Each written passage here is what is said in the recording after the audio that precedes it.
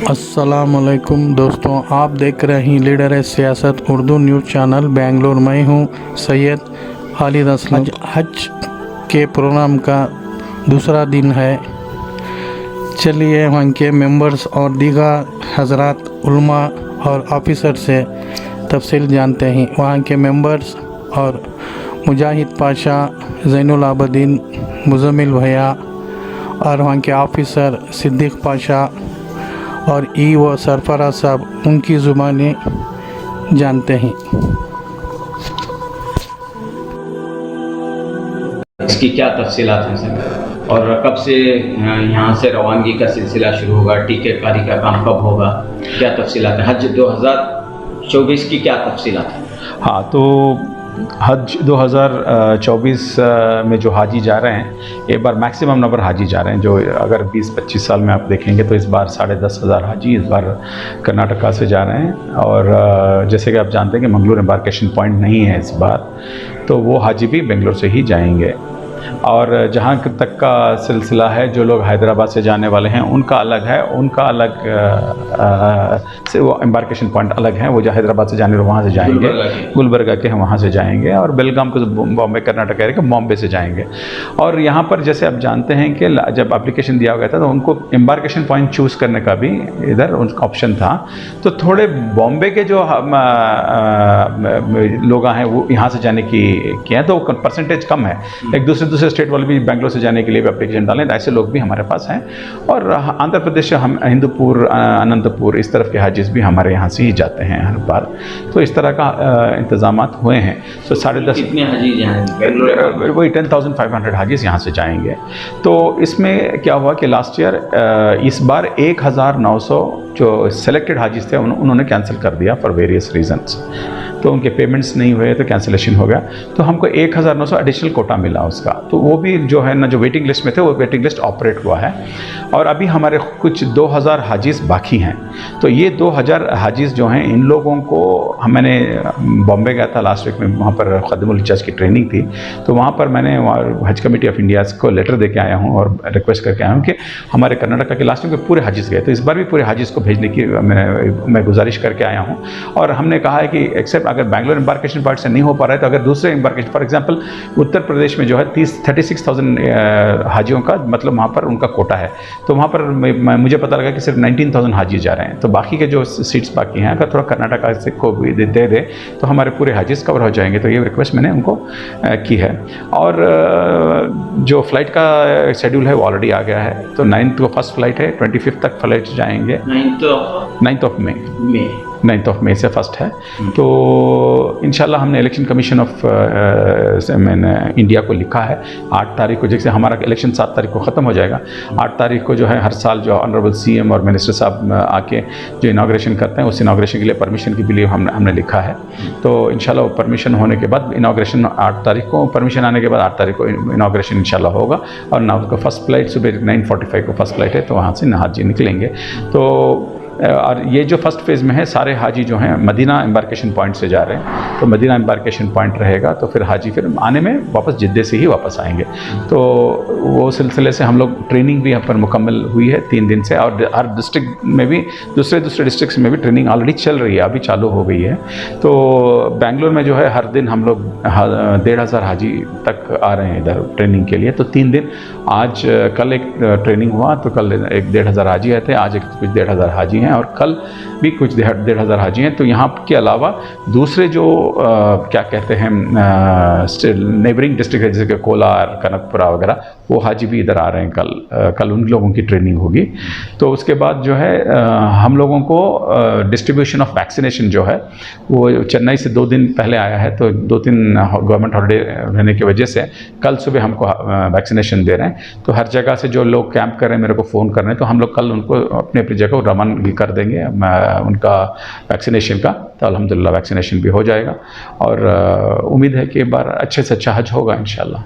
कुल आप बोले कि तकरीबन 12,000 हाजी जाने की उम्मीद है। हाँ, अगर मेरे को एडिशनल कोटा अगर इम्प्लीमेंट, हाँ, तो कल जो है हज कमेटी ऑफ इंडिया में मीटिंग है, तो उस मीटिंग में कल एक डिसीजन होगा कि किस किस स्टेट को कोटा नहीं मिला है, और हम लोगों ने जिसने एडिशनल कोटा मांगा है उन लोगों का कल डिसीजन होगा। इंशाल्लाह कल तक मालूम हो जाएगा मुझे। 9 मई से फ्लाइट शुरू होंगी जी। तो कब तक चलेंगी? 25 तारीख तक चलेंगी। 25 तारीख तक चलेंगी, तो एक एक दिन में 2 फ्लाइट्स हैं, 3 फ्लाइट्स हैं, तो अवेलेबिलिटी के हिसाब से। डेली कितने हाजी जाएंगे? डेली एक फ़्लाइट की कैपेसिटी 350 है, तो 350 है, तो ओवर 700 से लेकर 900। तो हमारा जो प्रॉब्लम है, 2 दिन जो है 20 तारीख को और एक और 2 दिन जो है 4 फ्लाइट्स हैं, तो उस दिन मुझे करीब 1,500 हाजी को रखना पड़ेगा। तो उस टाइम पे जो लास्ट टाइम एक बार प्रॉब्लम हुआ था कि हम लोगों में हज कमेटी ऑफ इंडिया से रिक्वेस्ट किए थे कि आप वहाँ पर क्या था कि 500 के 4 फ्लाइट्स आए थे एक दिन, तो 2,000 हाजियों की तरह रखना बहुत मुश्किल था।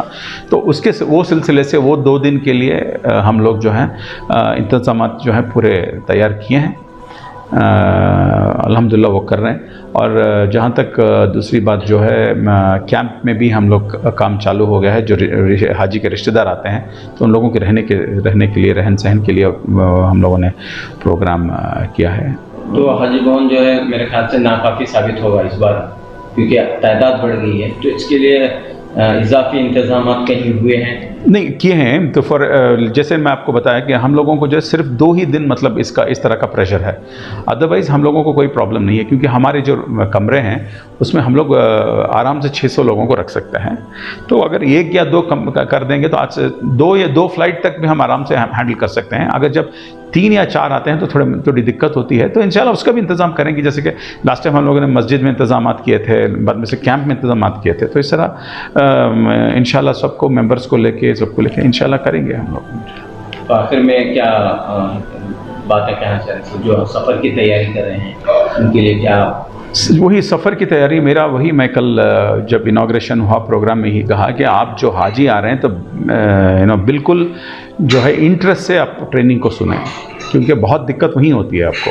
जैसे कि हज सुविधा ऐप उन्होंने बनाया है, उसको इस्तेमाल करें सो दैट आपका मेडिकल इमरजेंसी हो तो इसमें क्या होता है कि हज सुविधा एक बहुत अच्छी बेहतरीन फैसिलिटी उन्होंने बनाया है। जो ऐप है वो डाउनलोड करेंगे तो पता है कि आपके हज खादिमुल हुज्जज किधर है पता लगेगा, कहाँ पे है, मेडिकल फैसिलिटी कहाँ है, कहाँ जाना कहाँ आना, ये बहुत अच्छी चीज़ है। तो ये हज सुविधा ऐप जो है ये हर हाजियों को हम लोग बता रहे हैं कि इसका इस्तेमाल करें, और जो है ट्रेनिंग को सुने। ट्रेनिंग जो है सिर्फ आके इधर वक्त ज़ाया करके जाने का नहीं है, इधर आके सुने और उसको जो है ना मुकम्मल करे, उसको अंडरस्टैंड कर ले। इसके अलावा हम लोग भी उनको रिटर्न इन्फॉर्मेशन भी देते हैं, तो चलता ही सिलसिला तो चलता रहता है, लेकिन ट्रेनिंग में इस तरह का ये करें। हज कमेटी की मीटिंग करो? वही तो अब इंशाल्लाह कोड ऑफ कंडक्ट होने के बाद हम इंशाल्लाह फर्स्ट मीटिंग में चेयरमैन और मेंबर्स को हम लोगों को इलेक्ट करना है। हज कमेटी को जो है गवर्नमेंट ऑर्डर हुआ है, अब हज कमेटी मुकम्मल जब आएगी कि फर्स्ट मीटिंग में जब आप चेयरमैन को इलेक्ट करेंगे तो अमंग द मेंबर्स एक चेयरमैन को इलेक्ट बाय इलेक्शन होता है। वो तो कब होगी वो मीटिंग?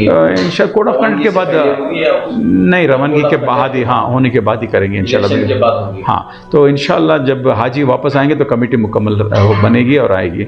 और वहाँ का भी हम लोग क्या बोलते हैं, एयरपोर्ट का भी जो है हज टर्मिनल का भी हम लोगों ने बात किया है। और 30 तारीख को हम लोगों ने मीटिंग बुलाई है ऑफिसरों की, हर साल हम करते हैं ट्रेनिंग, जैसे पुलिस, इमिग्रेशन, कस्टम्स, उन लोग एयरपोर्ट अथॉरिटी को वगैरह, so that smooth operation of flights हो। तो इसके लिए वो भी हमने इंतजाम किए हैं। और 2 तारीख को वॉलंटियर्स की भी मीटिंग बुलाए हैं, तो हर वॉलंटियर्स इसमें काम करते हैं।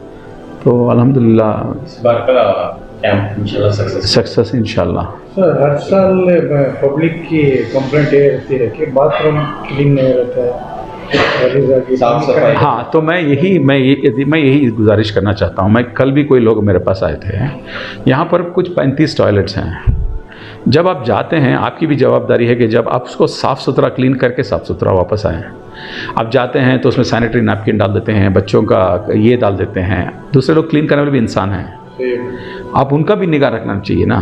जो पानी की जो बॉटल हैं आप इस्तेमाल करते हैं, वो पानी है लेकिन बॉटल ले जाते हैं उसमें कमोड में डाल देते हैं, उसका कौन क्लीन करने वाला?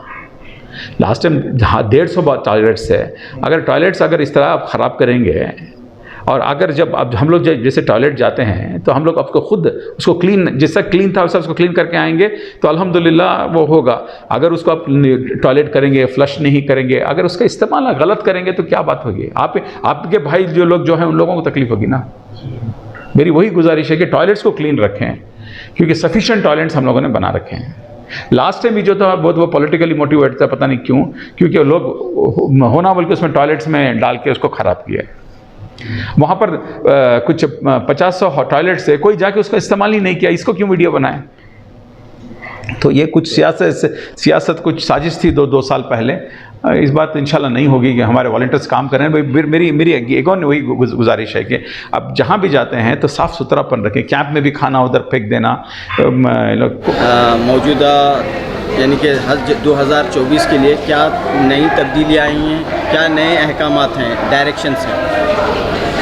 देखिए, हज़रत इब्राहीम अलैहिस्सलाम से लेकर ता क़यामत तक नबी करीम सल्लल्लाहु अलैहि वसल्लम जो हज का तरीक़ा बयान किए हैं, जो हज आपने किया है, उसमें कोई तब्दीली नहीं आ सकती। अलबत्ता उस अमल को करने के लिए जो तब्दीलियाँ आती हैं वो समाजी तब्दीलियाँ हैं, वो तब्दीलियाँ आती हैं। वो तब्दीलियाँ किस शिद्दत से आती हैं, ये जो है हमारी डिजिटाइजेशन पे डिपेंड है। जब जिद्दत पसंदी आ गई है, जब इलेक्ट्रॉनिक्स में जिद्दत पसंदी आ गई है, टेक्नोलॉजी में जो जिद्दत पसंदी आ गई है, वो जिद्दत पसंदी हज के अरकान अदा करने में वो तब्दीलियाँ आ चुकी हैं। मिसाल के तौर पर एक दौर था कि हमारे पास स्मार्टफ़ोन नहीं हुआ करता था। आज के दौर में अगर स्मार्टफ़ोन नहीं है तो आप रियाजुल जन्ना में दाखिल भी नहीं हो सकते। अब जो सेंट्रल गवर्नमेंट का हज कमेटी ऑफ इंडिया मुंबई से जो हज सुविधा ऐप जो हुआ है, जिससे आप अपने कवर के दूसरे आज़मीन को ढूंढ सकते हैं, अपने लगेज को पहचान सकते हैं, खादिमुल हुज्जाज को ट्रेस कर सकते हैं, ये जब तक आपके पास स्मार्टफ़ोन नहीं है आप नहीं कर सकते। ये तब्दीली है। पहले हरम में जब दाखिल होते थे, हर किताब में यही लिखा है कि हरम में दाखिल होने के बाद आप मस्जिद हराम में दाखिल हो जाएंगे। आज वो चीज़ आज नहीं है। आपको चाहे या तो बाब नंबर 1 से जाना है या बाब नंबर 79 से जाना है। इस किस्म की तब्दीलियाँ लोगों की ज़्यादती की वजह से और टेक्नोलॉजी की सहूलतों की वजह से इसमें तब्दीलियाँ आई हैं। तो इस साल भी ये तब्दीलियाँ हैं।